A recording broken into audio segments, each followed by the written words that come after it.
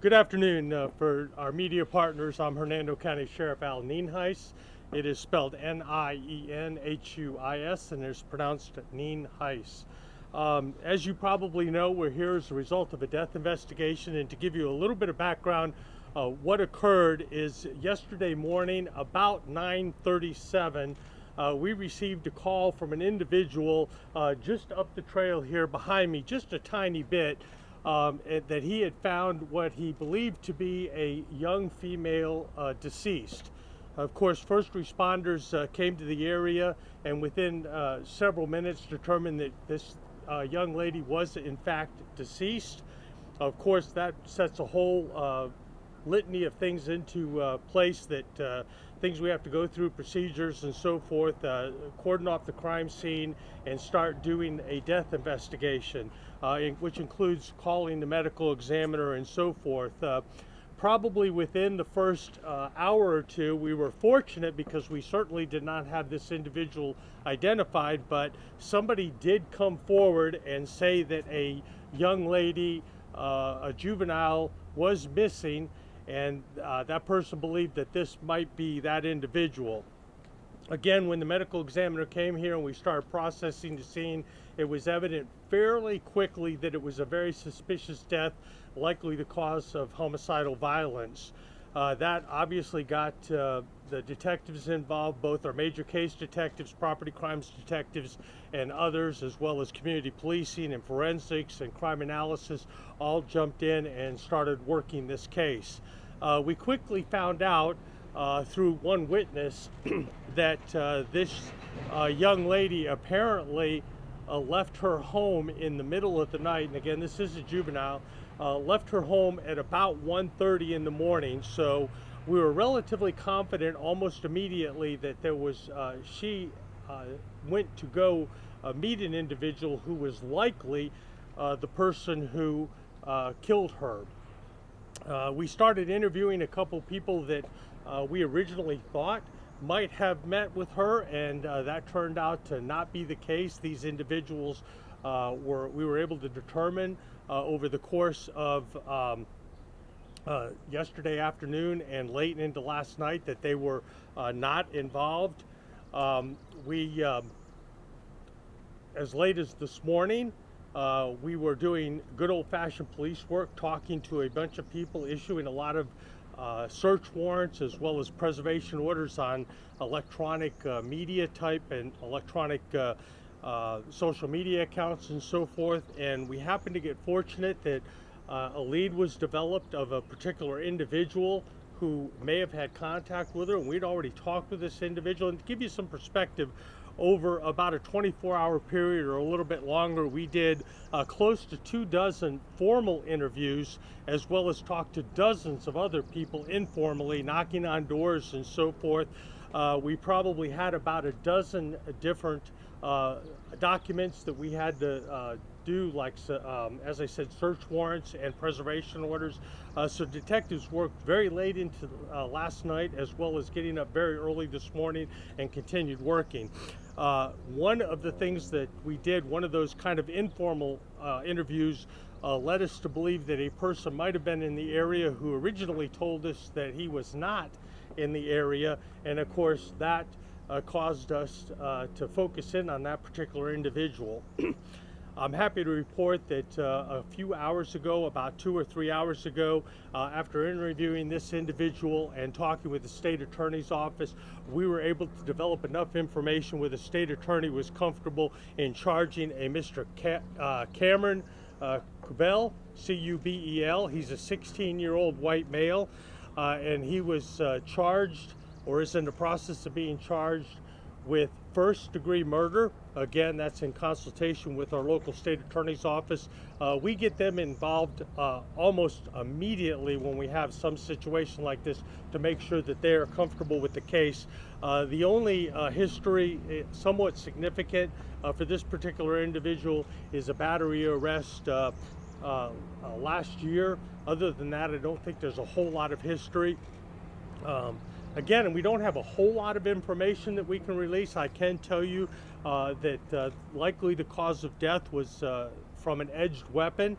Again, initial reports were we could tell pretty quickly that there was a lot of passion and a lot of violence involved in the particular death.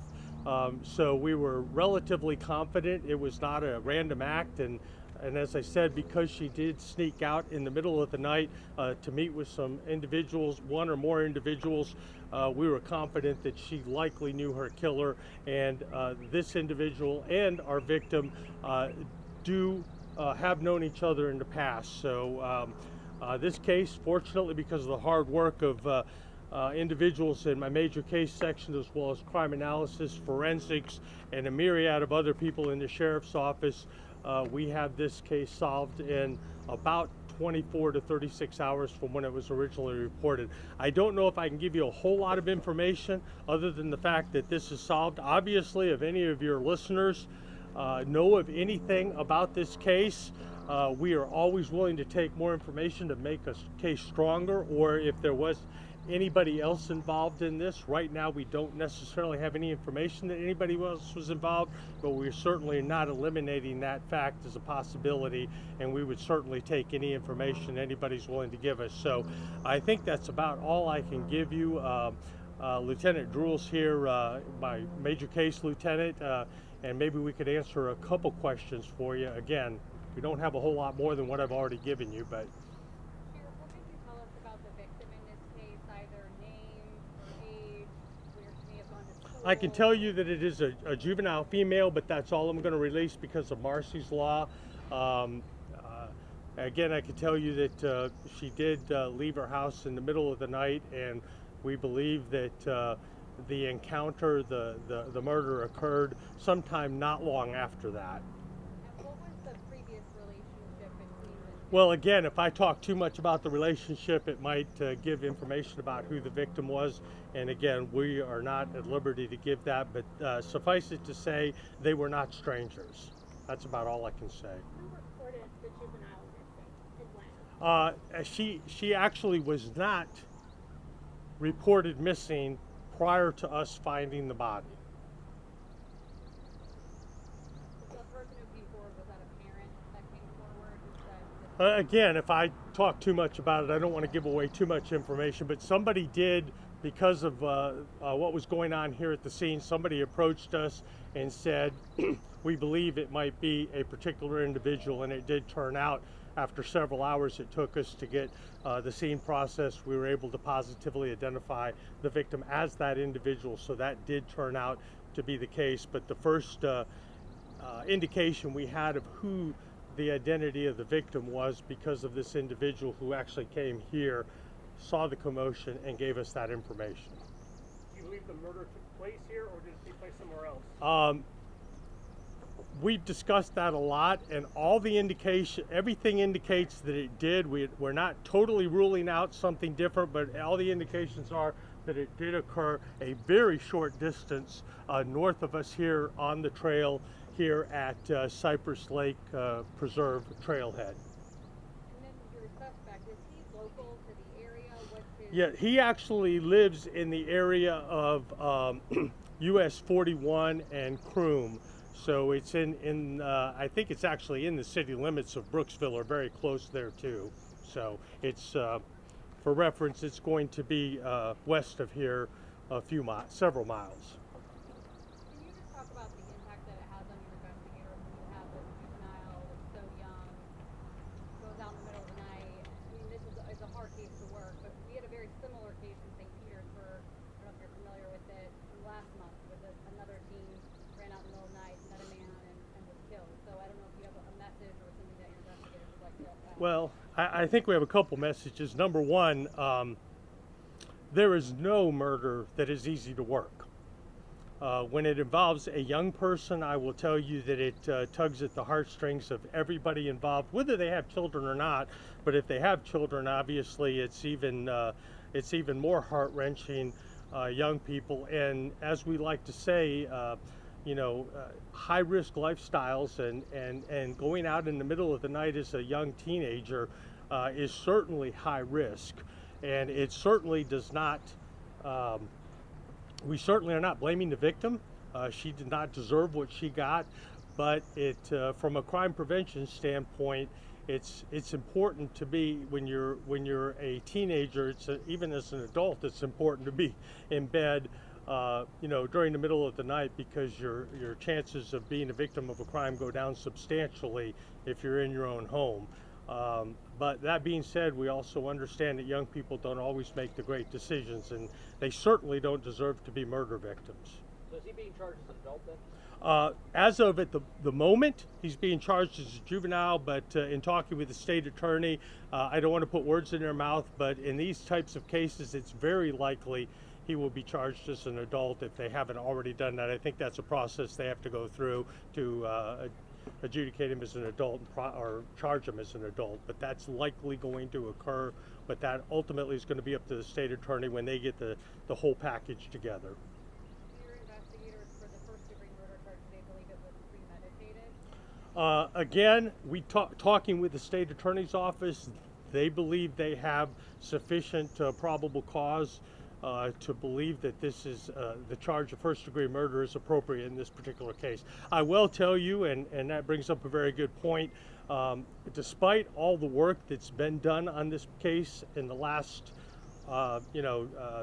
day and a half, there is still a monumental amount of work that still has to be done to shore up all the things that we believe today are facts, to verify those and give the prosecutor whatever he or she needs to make sure they can make a good case. So it is not over. The detectives don't get to go home now and put their feet up on the desk. There's going to be a lot of work over the next several weeks and even months to prepare this for prosecution. So.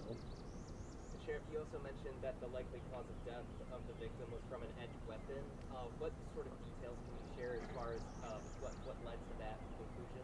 Well, again, it was because of the wounds, and the medical examiner doing the autopsy's already been completed, and that is the official cause of death. It was an altercation with an edged weapon. I will tell you that it was nothing short of very violent. I will tell you that. And the spelling of his last name again, Buell? It is C-U-B-E-L. And his first name is Cameron, and his date of birth is 8/18 of 2008. C-U-B-E-L. What's that? C-U-B-E-L? C-U-B-E-L, yes, sir. And again, for those of you who may not have got it, this is his photograph. So. His last name?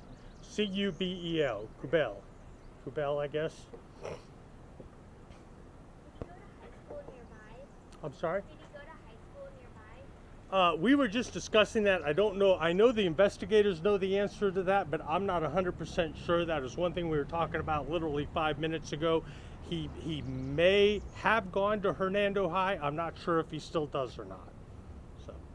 You mentioned he was found not far from here. There's a map right over your shoulder. Yeah. Can you kind of point like where we are versus? I got to make sure I understand exactly where we are. I think we are here, but literally, it is within. There's a trail here, and it's probably within less than 100 yards, maybe even 50 yards. Yes. Yeah.